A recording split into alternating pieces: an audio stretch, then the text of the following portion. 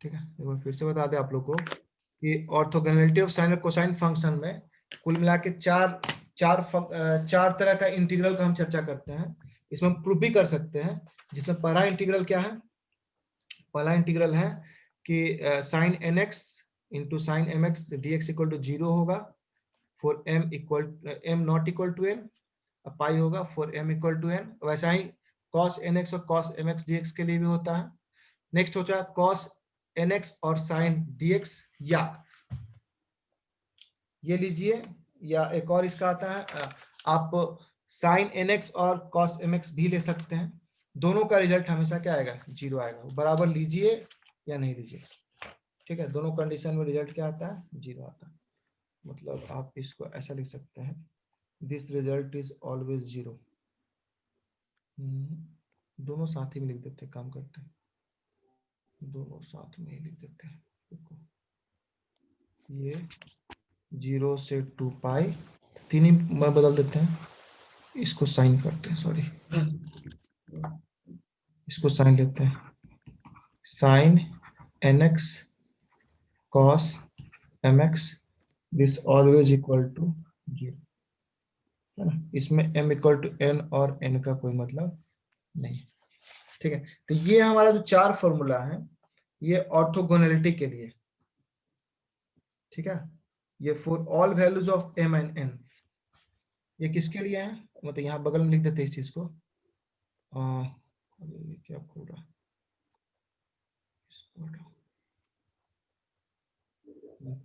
यहाँ पर इस बात को लिख देंगे, क्या लिखेंगे यहाँ पर, for all values of m and n।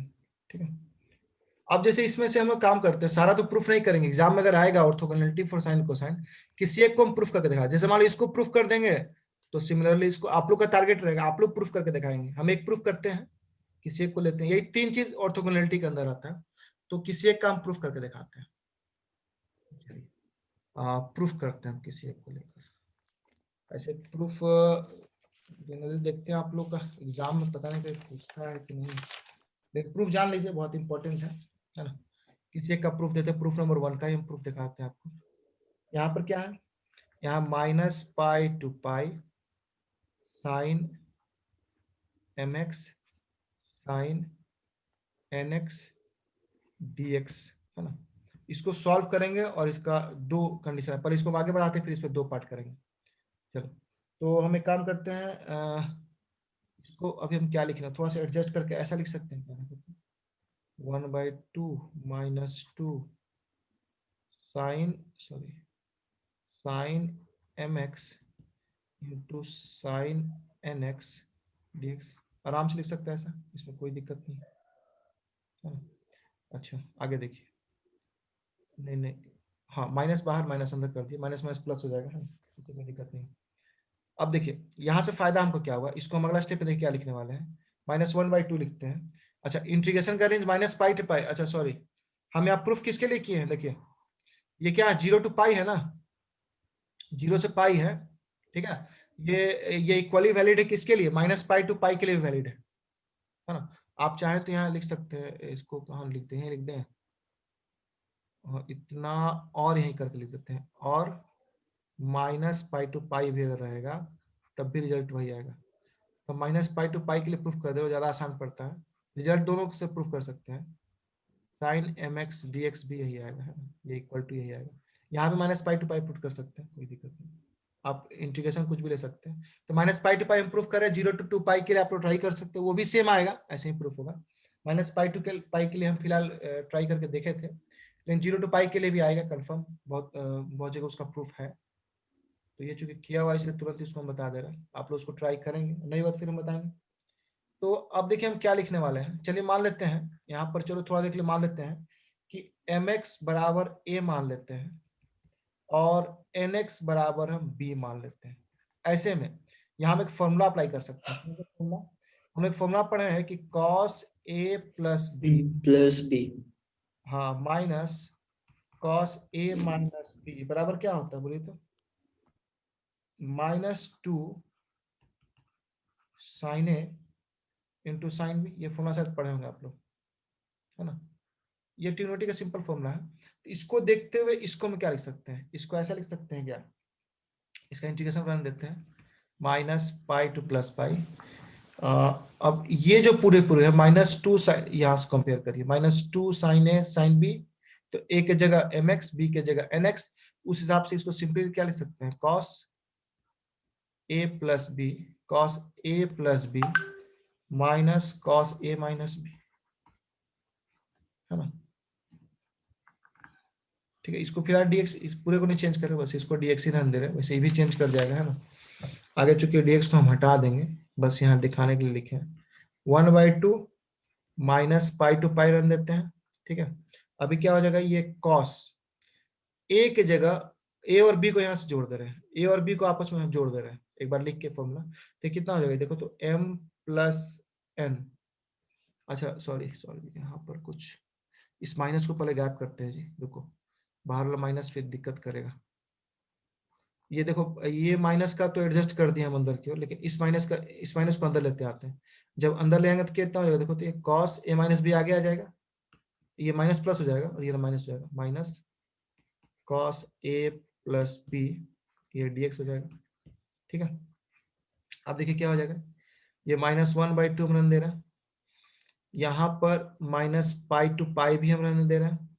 ये इसको हम थोड़ा सा सॉल्व करते हैं, सॉल्व क्या करते हैं, ए के जगह वैल्यू पुट कर देते हैं mx और b के जगह nx, तो दोनों से x कॉमन आ जाएगा, तो बचे कितना, m माइनस nx, लिख सकते हैं इसको आराम से ऐसा, माइनस इसको वैसे ही क्या, cos m प्लस nx,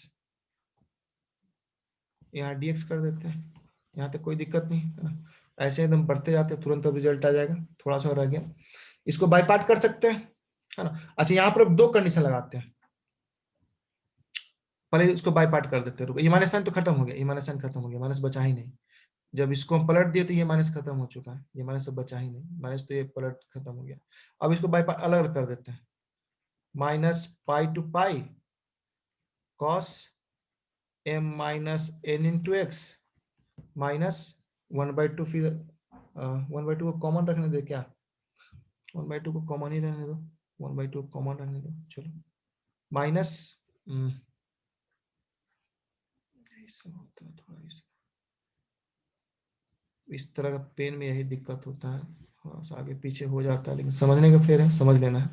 अब देखो ये, तो इसको जब इस इंटीग्रेशन को अंदर लेते आते हैं, minus pi to pi cos m plus n x, अच्छा dx यहाँ भी होगा और dx यहाँ भी होगा, और ये ओवरऑल दोनों का दोनों किससे मल्टीप्लाई होगा, 1/2 पाई से। ठीक है, अब थोड़ा सा और आगे बढ़ते हैं हम लोग, यहाँ पर एक स्टेप और रिजल्ट आ जाएगा, देखिए अब दो कंडीशन आ सकता है, 4m इक्वल टू n, अगर m n के बराबर हो तो, अगर m n के बराबर होगा, अगर m n के बराबर हो जाए तो ये हमारा जो रिजल्ट है वो क्या हो जाएगा, ये रिजल्ट आगे कैसे बढ़ेगा, ये हो जाएगा 1/2 minus pi to pi bracket के अंदर m इक्वल टू n, तो ये तो खत्म हो जाएगा, ये पहला पार्ट तो बिल्कुल खत्म ही हो जाएगा, आई मीन ये कट के cos 0 हो जाएगा ना, m और n बराबर पुट कर दें, कट के 0 हो जाएगा, cos 0 का वैल्यू 1 होता है, तो सिंपली क्या बचेगा, cos m minus n x पूरा हट जाएगा, सिर्फ dx बचेगा, माइनस यहाँ पर m और n बराबर हो गया। ठीक है, तो इसको सिंपली 2m लिख सकते हैं या 2n लिख सकते हैं, कुछ भी लिख सकते हैं, चलो हम इसको काम करते हैं, माइनस सॉरी, यहाँ हम काम करते हैं, इसको लिख सकते हैं minus pi to pi m और m, इसको cos 2m लिखो या cos 2n लिखो, कुछ भी लिख सकते हैं, 2mx dx लिख सकते हैं, यहाँ तक कोई दिक्कत नहीं है। चलिए बहुत लंबा जा रहा है, बस लास्ट रिजल्ट आने ही वाला है, एक पार्ट तो यहाँ आ जाएगा, बगल में यहाँ पर m इक्वल टू n के लिए बना देंगे। ठीक है, तो हो जाएगा 1/2, dx का इंटीग्रेशन x होता है, minus pi to pi put करिए, मान लीजिए इधर दिखा रहे हैं x पुट किए और लिमिट दिए कहाँ से कहाँ, minus pi to pi, upper limit pi, lower limit minus minus pi, minus minus pi put करें तो रिजल्ट क्या आ जाएगा, सिंपली ये 2 पाई हो जाएगा, यहाँ पर ये रिजल्ट सीधे हम लिख दे रहे, कितना आ जाएगा 2 पाई हो जाएगा। अच्छा रहा बात इसका, कॉस का इंटीग्रेशन साइन होगा, साइन 2mx बाई 2m से डिवाइड होगा, इंटीग्रेशन का रूल आप लोग जानते हैं क्या होता है, क्या कॉस का इंटीग्रेशन साइन होता है, और ये एक्स के रिस्पेक्ट में है तो एक्स के अलावा जो भी टर्म उसे डिवाइड कर देते हैं। ये तो सिंपल सा फैक्ट है ना। और इसका लिमिट कहाँ से कहाँ होगा, -π to π। हम कोई बता सकते हैं कि इसका रिजल्ट क्या आएगा, जल्दी से कोई बताइए, ये क्या आएगा, इसका रिजल्ट बता सकते हैं क्या आएगा, ये इसका रिजल्ट क्या आएगा, बहुत सिंपल है, देखिए क्या होगा, आप पुट करिए sin 2m pi by 2m minus 2m minus pi by twice m। ये ना आएगा, अपर लिमिट पुट करेंगे पाई के, 2 पाई का जो भी मल्टीपल आएगा, 2 पाई का जब भी मल्टीपल आएगा, यहाँ m मल्टीपल है, यहाँ पर -2 पाई, -2 पाई माइनस बाहर निकल जाएगा, यहाँ भी 2 पाई का मल्टीपल आएगा। तो साइन कभी भी 2 पाई का मल्टीपल अगर होता है तो रिजल्ट हमेशा क्या आता है, 0 होता है। क्यों, क्योंकि साइन जो होता है पाई पर यहाँ 0 है, फिर 2 पाई पर 0 होता है, फिर 3 पाई 4 पाई, सॉरी 2 पाई, हाँ, पाई का जब भी मल्टीपल आता है, यहाँ है चाहे यहाँ यहाँ है ना, पाई का मल्टीपल मतलब यहाँ आएगा चाहे यहाँ आएगा ना। जैसे 1 पाई यहाँ आएगा, फिर 2 पाई यहाँ, 3 पाई फिर यहाँ आएगा, फिर 4 पाई यहाँ आएगा। तो पाई का मल्टीपल साइन हमेशा 0 होता है, ये पूरा पार्ट ही 0 हो जाएगा, ये पूरा पार्ट ही 0 हो जाएगा। इस रिजल्ट क्या आ जाएगा, पाई। प्रूफ हो गया, ये ना प्रूफ करना था कि m = n के लिए रिजल्ट क्या आना चाहिए, पाई, है ना। पहला पार्ट प्रूफ हो गया। अब 4m ≠ n, 4m ≠ n, अगर m n के बराबर नहीं है तो क्या होगा, फिर रिजल्ट यहीं शुरू करते हैं, 1/2, है ना। शुरुआत जहां से था वहीं से आगे बढ़ना होगा। जो रिजल्ट था एक बार हम लिख देते हैं, ये रिजल्ट हम लाके छोड़ देते, देखो -π to π, तब m ≠ cos m - n x dx -π to π cos m + n x dx। यहीं से हम लोग आगे बढ़े थे तो ये रिजल्ट आया था, और यहीं से आगे बढ़ना m ≠ n, और रिजल्ट देखना कितना आता है, देखो कितना आसानी से आएगा, एक ही स्टेप में सॉल्व हो जाएगा। सबसे पहली बात इसको सॉल्व करो, इसको क्या लिखेंगे हम लोग, साइन, सॉरी, इसको क्या लिखेंगे हम लोग, इसको लिखेंगे sine m - n x by m - n, limit कहाँ से कहाँ, -π to π, इसका इंटीग्रेशन ये आएगा, माइनस इसका इंटीग्रेशन क्या आ जाएगा, ये भी वही हो जाएगा, सही, sine m + n x by m + n, इसका लिमिट कहाँ से कहाँ होगा, -π से π होगा, और फिर से वही बात होगा, पाई का मल्टीपल आएगा, ठीक है। मतलब एक चीज देखिए, ये रिजल्ट और ये रिजल्ट फिर से सेम आएगा, इसको आप पुट करिए, पाई पुट करिए, -π पुट करिए, दोनों रिजल्ट सेम आएगा, 0 आएगा, ये इसको आप लोग सॉल्व करके देख सकते हैं। अब पाई पुट करेगा, upper limit lower limit result same आएगा, है ना। ये बहुत कुछ बताने वाली बात नहीं है, आप इसको ट्राई कर सकते हैं, नहीं आगे फिर हम समझाएंगे। तो इस तरह से आपका पहला रिजल्ट क्या हो गया, क्लियर हो गया, पहला यही ना था। अच्छा, किसी किसी बुक में आपको एक चीज बता दें, किसी किसी में क्या लिखता है, यहाँ डेल्टा mn दे देता है, डेल्टा mn। आपको बता दें कि डेल्टा क्या होता है, इसको डिराक फंक्शन बोलते हैं, डिराक डेल्टा फंक्शन है ये, डिराक, इसको डिराक फंक्शन बोलते हैं, डिराक फंक्शन। और जब m n के बराबर होता है, ये डेल्टा जो है इसका 2 वैल्यू होता है, साइड में, 0 हाँ 0 और 1, 0 तो 0 हो जाएगा। हाँ, डेल्टा mn का 2 वैल्यू होता है, आइदर 0 और 1। जब m = n होता है तो 0, और m ≠ n होता है तो 1। इसलिए किसी किसी बुक में यहाँ पर डेल्टा mn मिलेगा, है ना, तो वो कंफ्यूज नहीं करने वाली बात नहीं है। आप चाहे तो डेल्टा mn दे भी सकते हैं, डेल्टा mn यहाँ भी दे सकते हैं, तो डेल्टा mn दिखेगा भी नहीं भी दिखेगा, इसलिए कंफ्यूजन की बात नहीं, इसको आप हटा सकते हैं, ये बहुत बड़ा बात नहीं। ये आप नोट के तौर पर यहाँ लिख लीजिए, स्टार के तौर पर यहाँ रहेगा हमारे पास। चलिए, तो ये पहला प्रूफ हो गया। ऐसे आप किसी mn वाले को भी प्रूफ कर सकते हैं, बोलिए तो हम किसी mn वाले को भी प्रूफ कर दें, फिर वही लंबा समय जाएगा, क्या आप ट्राई करिएगा, सर कर लेंगे सर। नहीं तो आप लोग बोलिएगा तो किसी n वाले के प्रूफ कर सकते हैं, ताकि आपके पास नोट्स के तौर पर है। सर कर लेंगे। अच्छा ट्राई करना ऐसे तो कोई भेज। एक ही प्रूफ करने से चल जाएगा ना? हाँ हाँ, एग्जाम में कोई एक प्रूफ दिखाना ना, तो एक प्रूफ ये तो काफी। है ही छोटी। हाँ, ऐसे हम इसका प्रूफ भेज देंगे, रफ रफ हम किए हुए हैं, इस तरह का रफ आपको भेज देंगे। मन होगा तो अपने नोट्स में उसको ऐड कर दीजिएगा, ठीक है। हम रफ भेज देंगे, उसको थोड़ा ठीक है। थोड़ा सा ज्यादा रफ किया हुआ, आप उसको ध्यान से देखिएगा तो आपके समझ के लायक है, आप समझ के सुन लीजिएगा, ठीक है। तो चलिए हम आगे बढ़ते हैं। अब इसके बाद क्या है, इंपॉर्टेंट इंटीग्रल्स की बात करते हैं, ठीक है। अब हम लोग बात करते हैं इंपॉर्टेंट इंटीग्रल्स। यही था नेक्स्ट टॉपिक हम लोग इसके बाद, है ना। हम लोग को कुछ कुछ इंपॉर्टेंट इंटीग्रल्स के बारे में बता दें। इंपॉर्टेंट इंटीग्रल्स, ये इंटीग्रल्स हम इसलिए बता रहे हैं क्योंकि इसका आपको जरूरत पड़ेगा जब हम लोग न्यूमेरिकल्स बनाएंगे, तो ये रिजल्ट हम डायरेक्ट यूज करेंगे, ठीक है। जैसे पहला इंटीग्रल कि 0 से 2 पाई, है ना, साइन nx dx, या माइनस पाई से pi sine nx dx, n लो या चाहे, ये रिजल्ट हमेशा 0 आता है। दूसरा इंपॉर्टेंट इंटीग्रल क्या है कि 0 से 2 पाई cos nx dx, या minus pi to pi cos nx dx equal to 0।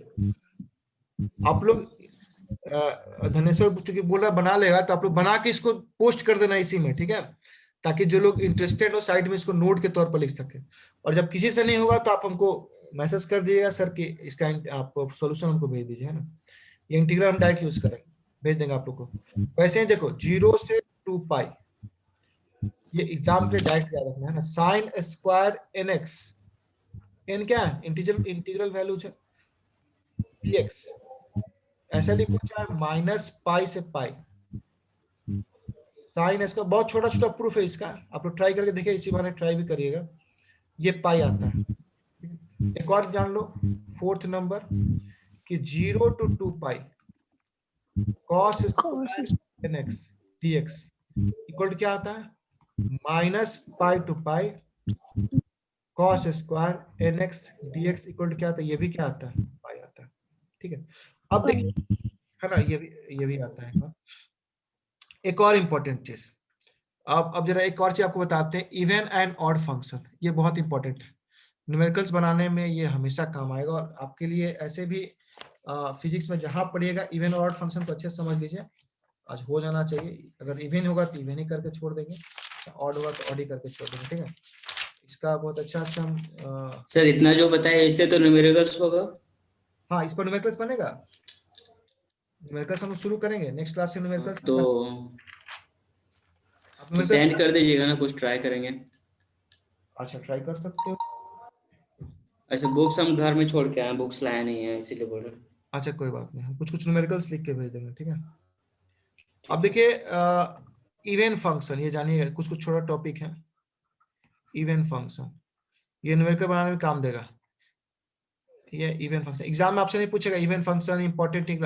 आप लोग को आप चाहें तो ये जो पिछला नोट है ना, इसको आप ऐसा लिख सकते हैं, 4 न्यूमेरिकल्स, ये सिर्फ न्यूमेरिकल्स के लिए 4 न्यूमेरिकल्स। इसको याद नहीं रखेगा तो न्यूमेरिकल्स बनेगा ही नहीं, और एग्जाम में एक न्यूमेरिकल पूछेगा लॉन्ग में, ठीक है। और इवन ऑड फंक्शन ये भी किसके लिए है, 4 न्यूमेरिकल्स के लिए ही है, ठीक है, 4 न्यूमेरिकल्स के लिए। इवन फंक्शन, सबसे पहले हम इवन फंक्शन समझते हैं। इवन फंक्शन क्या होता है, यदि आपके पास एक फंक्शन है, इफ fx इक्वल टू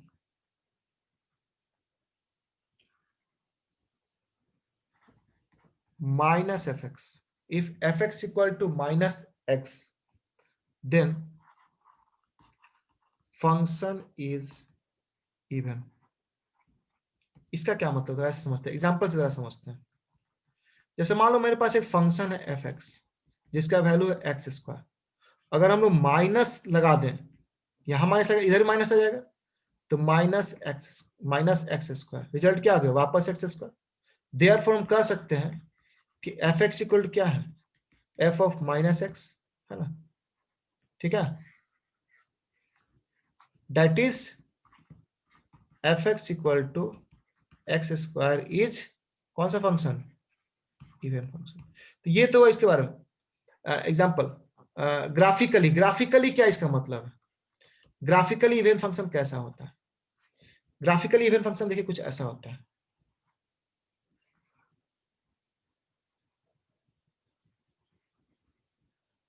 ठीक है, कुछ इस तरह का सिमेट्रिकल दिखेगा, देख के पता चल रहा है कि ग्राफिकली, जैसे ये एफ एक्स है और ये एक्स है। कभी कभी ग्राफ से ही पूछता है बताइए इवन फंक्शन ऑड फंक्शन है।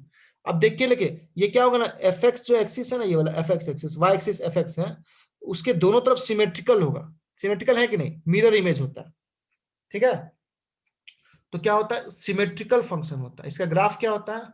Graph is symmetrical. ग्राफिकली या यहां लिखेंगे ग्राफ इज सिमेट्रिकल। ठीक है, ग्राफ क्या होता है? सिमेट्रिकल होता है। ठीक है, अच्छा, एक और यहां पर इंपॉर्टेंट पॉइंट जिसके लिए हम बता रहे हैं, इफ विदाउट प्रूफ हम इस चीज को लिखेंगे, if function is even, if function is even, आपको एक फंक्शन दे दिया जाएगा, पता चला कि फंक्शन इवन है, देन बिना सोचे समझे bn इक्वल टू 0 पुट कर दीजिएगा। bn इक्वल टू 0 इन किसमें? Fourier series. फूरियर सीरीज में आप bn को सीधे 0 कर, फूरियर सीरीज निकालने के लिए आपको 3 कांस्टेंट का जरूरत पड़ता है, a नॉट, an और bn। आप bn को सीधे 0 पुट कर देंगे, यानी दो ही चीज सिर्फ कैलकुलेट करना पड़ेगा ऐसे में। इवन का हम किसका बात करेंगे? ऑड फंक्शन का। ठीक है, अब हम बात करते हैं ऑड फंक्शन का। ये भी किसके लिए है? फॉर न्यूमेरिकल सी है, फॉर न्यूमेरिकल सी है। चलिए, इसका और एग्जांपल है, हम तो एक ही एग्जांपल दिए हैं, एक ही एग्जांपल दिए हैं, और भी इसका एग्जांपल हो सकता है। एग्जांपल्स और भी साइड में लिख सकते हैं, जैसे कि आपका साइन एक्स भी एक क्या है? इवन फंक्शन है। नहीं नहीं, साइन एक्स नहीं, कॉस एक्स, साइन एक्स नहीं, cos x, sorry, cos x एक इवन फंक्शन है, साइन एक्स नहीं है। कॉस एक्स एक इवन फंक्शन है, एक्स स्क्वायर एक इवन फंक्शन है, एक्स स्क्वायर तो लिख चुके हो, सॉरी, एक्स स्क्वायर आप लिख चुके हो, तो सिंपल लिख दो यहाँ पर क्या, एक्स पावर 4 भी एक इवन फंक्शन है ना? ये भी एग्जांपल्स हैं, आप इसमें ऐड कर सकते हो। ठीक है, ऑड फंक्शन क्या है? जैसे इसमें लिखे तो वही लैंग्वेज यहाँ लिख देते हैं, if function, if f x equal to minus f x, then function is set to be, कौन सा फंक्शन? Odd function. इसको हम क्या बोल सकते हैं? ऐसे इसको ऑड फंक्शन बोल सकते हैं। ठीक है, इस पर न्यूमेरिकल्स बहुत जल्दी बनेगा, देखना आप लोग, देखा न्यूमेरिकल्स बनाने में कितना मजा आएगा फिर बाद में हम लोग को, है ना। एग्जाम्पल के तौर पर एक एग्जाम्पल लेते हैं। एग्जाम्पल क्या है? अगर एफ एक्स इक्वल टू मान लो साइन एक्स है, तो अगर माइनस पुट करेंगे तो क्या हो जाएगा? माइनस साइन एक्स हो जाएगा। ये लोग पढ़े हुए हैं साइन का रूल, कि साइन का माइनस लेते तो माइनस बाहर निकल आता है। ठीक है, therefore f x equal to क्या आ गया? एफ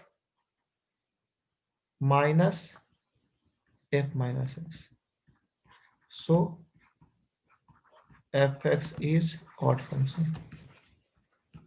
अच्छा, इसमें खासियत, इसका ग्राफ अगर बनाए तो ग्राफिकली क्या होगा? ये ग्राफिकली क्या होता है? ग्राफिकली देखिए, इसका ग्राफ बनाते हैं, ये ग्राफ कुछ ऐसा बनेगा।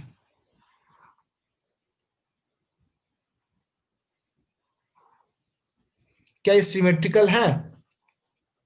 एफ एक्स के दोनों तरफ सिमेट्रिकल है? सिमेट्रिकल है, लेकिन क्या है? नेगेटिव डायरेक्शन में सिमेट्रिकल है। ठीक है, इधर देखिए, अगर इसके, ये एफ एक्स के दोनों तरफ सिमेट्रिकल नहीं है, ये एक्स एक्सिस के दोनों तरफ सिमेट्रिकल, तो एफ एक्स के दोनों तरफ, जब एक्स एक्सिस के दोनों तरफ सिमेट्रिकल है तो पॉजिटिव और नेगेटिव हो जाएगा। ठीक है, ये क्या है? ये हमारा जो है ऑड फंक्शन। और भी एग्जांपल लिख सकते हैं ऑड फंक्शन का हम लोग। और एग्जांपल क्या क्या हो सकता है? और एग्जांपल देखो, मोर एग्जांपल लिख सकते हो यहाँ पर, और एग्जांपल से लिख सकते हो। और आपका x हो जाएगा एक्स क्यूब हो जाएगा, ये सब का सब क्या है, odd function.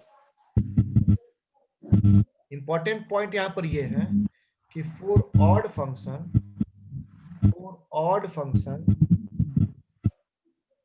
A n is 0। Odd function के लिए एन क्या होता है, 0 होता है। ये इंपॉर्टेंट पॉइंट है, ऑड फंक्शन के लिए ए एन क्या होता है, हमेशा 0 होता है। अच्छा, जरूरी नहीं कि फंक्शन आप कहेंगे सर क्या सब ऑड और इवन फंक्शन ही हम लोग मिलेगा सॉल्व करने के लिए, जरूरी नहीं, कुछ कुछ नैनो फंक्शन भी हो सकते हैं। ठीक है, देखो अब होते हैं नैनो फंक्शन। नैनो फंक्शंस किसको बोलते हैं, ऐसा फंक्शन नाइदर ऑड नोर इवन, ये ना तो ऑड होते ना तो इवन होते हैं। बोलो सर इसका एग्जाम्पल तो आप देख लो, अगर एफ एक्स बराबर हम लोग एक्स प्लस एक्स स्क्वायर ले लें तो एफ माइनस एक्स क्या आएगा, एफ माइनस एक्स आएगा minus x plus minus x का होल स्क्वायर। तो सॉल्व करोगे तो कितना आ जाएगा, माइनस एक्स, है ना, तो एक्स स्क्वायर। ठीक है, तो ये ना तो बराबर है ना, ये ना तो ऑड है ना तो इवन है, क्योंकि ऑड होने के लिए क्या एफ एक्स और एफ माइनस एक्स बिल्कुल बराबर होना चाहिए, जो कि है नहीं। और इवन होने के लिए दोनों सीधे बराबर होना चाहिए, जो कि है नहीं। यहाँ पर देखिए माइनस साइन एक्स एक्स्ट्रा है। और ऑड होने के लिए क्या F x minus f x के बराबर होना चाहिए, जो कि है नहीं, क्योंकि यहाँ अगर माइनस पुट करोगे तब भी नहीं आएगा। इस तरह से ये नैनो फंक्शंस कहलाता है ना, जो कि मतलब नाइदर ऑड है और नो इवन है। अच्छा, एक प्रॉपर्टी जो है याद रखना, important property of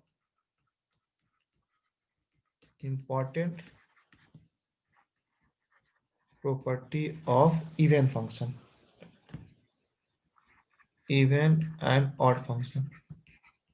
actually even function का ही even and odd function important property है। क्या क्या है, एक ही प्रॉपर्टी जो याद रखना है कि minus a to a f x d x, minus a to a लो चाहे माइनस पाई टू पाई लो, माइनस ए टू है एफ एक्स डी एक्स अगर है जिसमें एफ एक्स इवन है तो ये रिजल्ट आता है 0 to a f x d x. ये कब आता है, if f x is even. एक और बात ऑल्सो, ये minus a to a f x d x जो आता है वो इक्वल टू 0 आता है ना, if f x is odd. ठीक है, तो ये ऑड और इवन फंक्शन का कंप्लीट जानकारी आपको हम दे दिए। ठीक है, तो आज का जो टारगेट था उसके लगभग हम लोग पूरा कर चुके हैं, टारगेट से आगे ही बढ़ गए, हमको तो लग रहा था उतना नहीं हो पाएगा।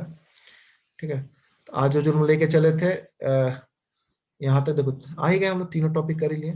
नेक्स्ट क्लास कल का टारगेट हम लोग रहेगा कैलकुलेशन ऑफ फूरियर कॉन्स्टेंट्स और न्यूमेरिकल्स। कल हम लगता है सिर्फ कैलकुलेशन ऑफ फूरियर कॉन्स्टेंट्स में ही समय ज्यादा गुजर जाएगा, पहले इसको कैलकुलेट कर लेते हैं तब वालों को न्यूमेरिकल करवाएंगे।